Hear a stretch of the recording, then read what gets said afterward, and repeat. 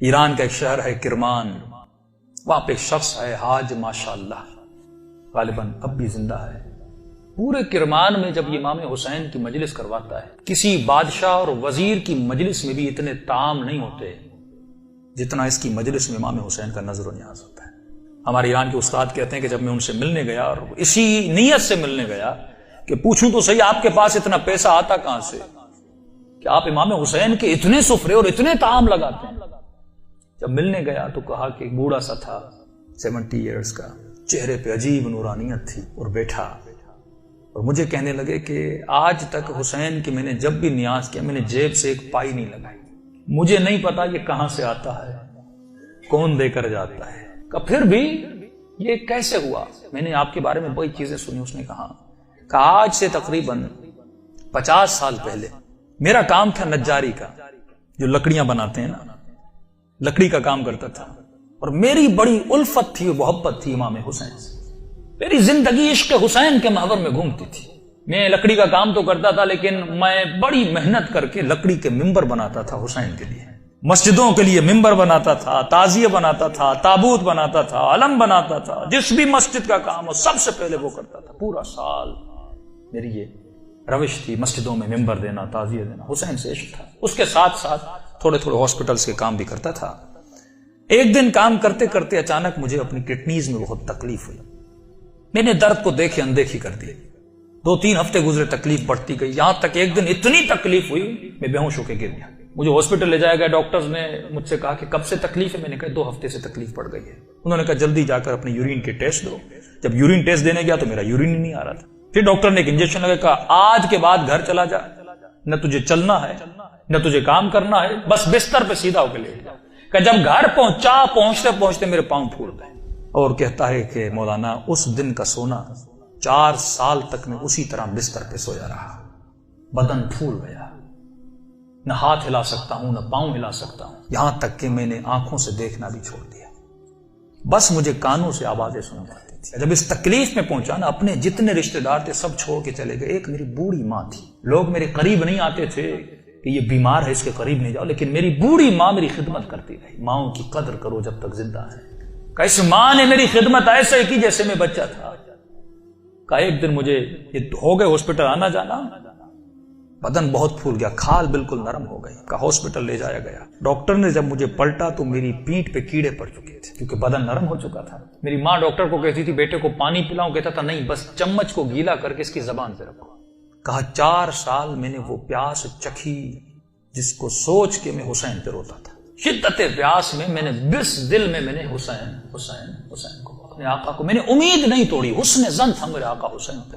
کہ جب آخری دن ہاسپٹل میں گئے تو ڈاکٹرز نے میری ماں کو کہا بس یہ چند دن کا مہمان ہے، اسے گھر لے جا۔ یہ میں نے آواز سنی اور سنی تو میں رو پڑا۔ میں نے کہا امام حسین 4 سال سے آپ سے امید لگا کر بیٹھا، مولا کیا آپ کا عاشق اسی طرح مر جائے گا؟ دنیا کیا کہے گی؟ حسین کے ممبر بناتا تھا اور حسین نے اسے شفا ہی نہیں دی۔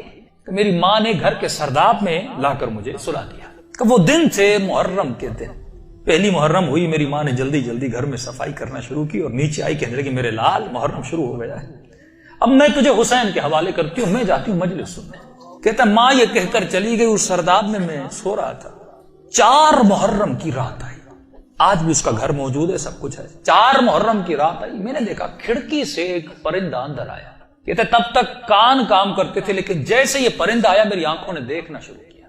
لیکن یہ عجیب کبوتر تھا جس کے 3 پر تھے، سفید تھا، سبز تھا اور لال پر تھا۔ میں نے زندگی میں ایسا کبوتر دنیا میں کہتا میں نے نہیں دیکھا، پنجے اس کے لال تھے۔ آیا اور آ کر میرے سرانے پہ بیٹھ گیا۔ بیٹھنے کے بعد اس نے کلام کرنا شروع کیا، میرے کانوں میں آواز دے کر کہا تجھے پیاس لگی ہے؟ کچھ کھاؤ گے، کچھ پیو گے؟ کہا 4 سال سے زبانوں پہ تالا لگا تھا پر اب یہ تالا کھل گیا۔ میں نے کہا مجھے بہت پیاس لگی ہے، اتنے سالوں سے پیاسا ہوں۔ کہ پتہ نہیں اس کی چونچ میں کیا تھا، اس نے میرے منہ میں ڈالا، بس وہ بدن میں جانا تھا، ایک عجیب سی فرحت مجھے ملی۔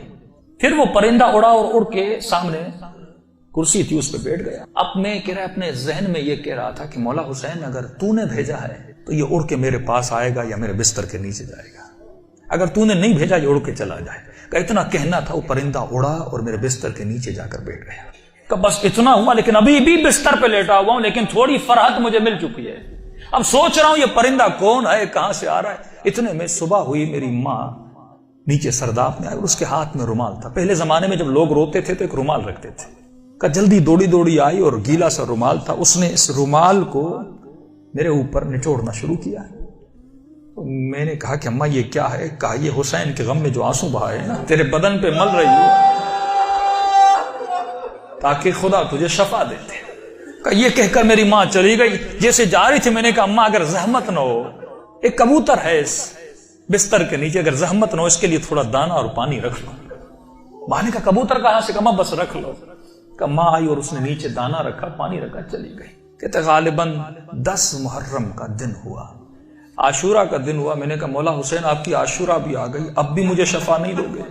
کہا رو ہی رہا تھا کہ اچانک میرے کمرے کا دروازہ کھلا اور میں نے ایک نورانی شخص کو اندر آتے ہوئے دیکھا کہ تب بستر کے ساتھ جو کرسی تھی وہاں آ کر بیٹھ گئے۔ بس میں نے چہرہ دیکھ کے سمجھ گیا یہ میرا حسین ہے۔ مجھے نہیں پتا میں نے کیسے سمجھا، لیکن میں نے دیکھا، میں سمجھ گیا یہ میرا آقا حسین ہے۔ کہہ رہا جیسے میں نے امام حسین کو دیکھا، خود کہتے میں نے مولا کا یہ بازو پکڑ لیا اور بازو کو پکڑ کے میں نے حسین کو لپٹنے کی کوشش کی۔ کبھی بازو کا بوسہ لے رہا تھا، کبھی ہاتھوں کا بوسہ لے رہا تھا۔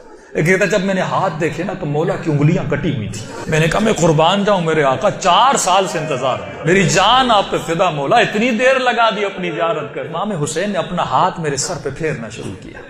کہا آج ماشاءاللہ ہم آ گئے، ہمارا انتظار تھا، ہم آ گئے، تیرا انتظار ختم ہو گیا، بتا تجھے کیا چاہیے؟ میں نے کہا میں نہیں بتاؤں گا، آپ کو پتا ہے مجھے کیا چاہیے، آپ میرے حال کو دیکھ رہے، میں زبان سے کچھ نہیں مانگوں گا، آپ کو پتا ہے کہ مجھے کیا چاہیے۔ اتنا کہنا تھا، حسین نے میرے وجود پہ ہاتھوں کو پھیرنا شروع کیا، میرے ہاتھوں کو پھیرا، میرے کاندھوں کو پھیرا، میرے جسم پہ ہاتھ لگائے۔ کہا آج ماشاءاللہ جو تجھے چاہیے تھا حسین نے دے دیا۔ میں نے کہا آپ کا بہت شکریہ۔ کہ مولا میں نے ایک نظر کی تھی۔ کیا کی تھی آج ماشاءاللہ؟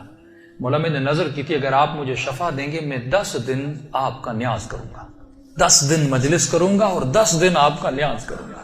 امام حسین نے کہا آج ماشاءاللہ 10 دن اپنی طرف سے کرنا، 8 دن میری طرف سے کرنا۔ کہا مولا 8 دن کس چیز کے؟ کہا آج ماشاءاللہ 10 دن تو حسین کے لیے کرے گا اور 8 دن میری طرف سے میری اماں زہرا کے لیے کرے گا۔ کہتا یہ کہہ کر حسین چلے گئے اور جب چلے تو میں رونے لگا۔ اتنے میں وہ پرندہ بستر کے نیچے سے نکلا اور اس نے پرواز کرنا شروع کی۔ کہتا مجھے نہیں پتا وہ پرندہ پڑھ کیا رہا تھا، حسین آواز میں کچھ کہہ رہا تھا۔ آواز سن کے میری ماں دوڑتی ہوئی نیچے آئی، اسی نیچے آئی، لیکن دہشت اتنی تھی اس آواز میں، میری ماں اندر نہیں آ رہی تھی، پیچھے سے کہہ رہی تھی ماشاءاللہ یہ کمرے میں آوازیں کیسی ہیں۔ میں رو کر کہہ رہا تھا اماں اندر آ جاؤ، حسین نے مجھے شفا دے دی۔ یہ بوڑھی ماں دوڑی آئی، کبھی دائیں دوڑ رہی ہے کبھی بائیں دوڑ رہی ہے، کہاں ہے میرا آقا حسین؟ کہا میں بستر پہ بیٹھا تھا، وہ سوجن ہر چیز ختم ہو گئی، کہ یہاں تک وہ کبوتر پرواز کر کے چلا گیا۔ یہ بوڑھی کبھی کرسی کے بوسے لے رہی ہے، کبھی بیٹوں کے ہاتھوں کو چوم رہی، یہاں میرے حسین کے ہاتھ لگے تھے۔ روتی ہوئی جب صحن میں آیا، ہمسایوں نے سمجھا یہ مر گیا ہے، دوڑے آئے کہ ماں رو رہی ہے، شاید بیٹا مر گیا، لیکن جب پہنچے کیا دیکھا، اسے حسین نے زندگی عطا کر دی تھی۔ عزیزو جب یقین ہو نا، یقین نہ ٹوٹے، جب اہل بیت پہ بھروسہ